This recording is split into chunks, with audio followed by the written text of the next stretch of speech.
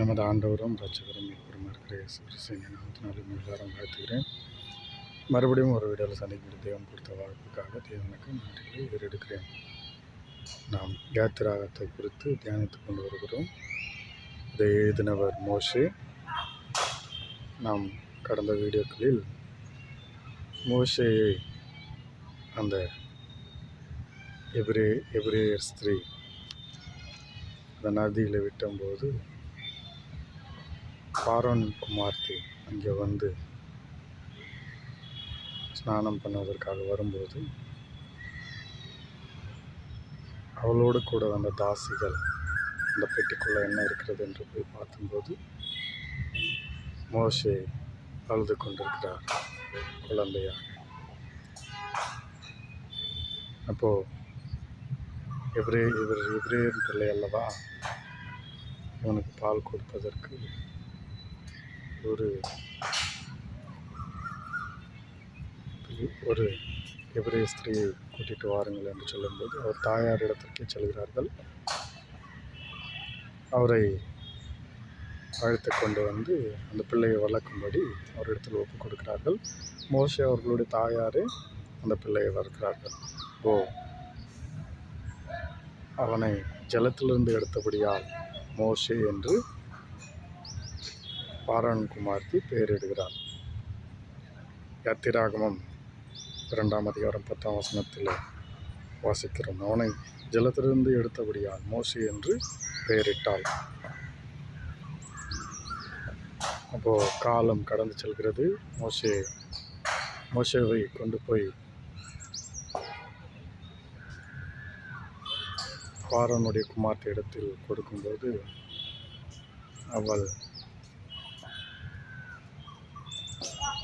அவன் குமாரனோடு கூட வளர்க்கிறான். அங்கே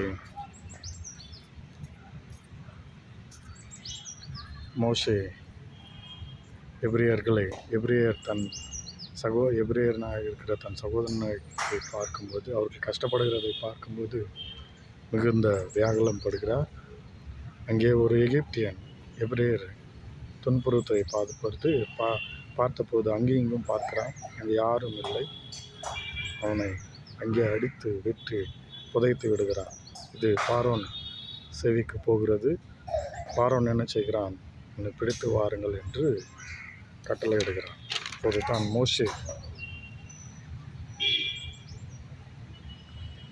மோசே எகிப்தை விட்டு தப்பித்து ஓடிவிடுகிறான். இப்போது தப்பித்து ஓடிவிட்டு மோசே தன் மாமனாகிய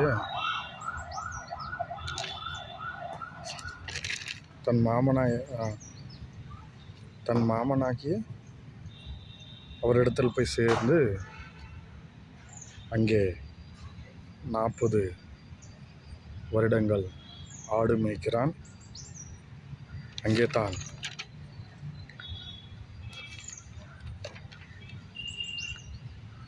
மோசேக்கு முச்செடி மூலமாக ஒரு இடத்துல முச்செடி பற்றி இருக்கிறது. என்ன இது பற்றி இருக்கிறது என்று போய் பார்க்கும்பொழுது அந்த முச்செடி நடுவில் இருந்து தேவன் மோசே அழைக்கிறார். மோசே, நீ நிற்கிற இடம் பரிசுத்தமாக இருக்கிறது. ஆகையால் உன் பாதரட்சைகளை கழட்டிவிட்டு வா என்று அங்கே மோசேயோடு பேசுகிறார். என் ஜனங்களின் சத்தத்தை கேட்டேன், அவர்களின் கூக்குரலை கண்டேன்.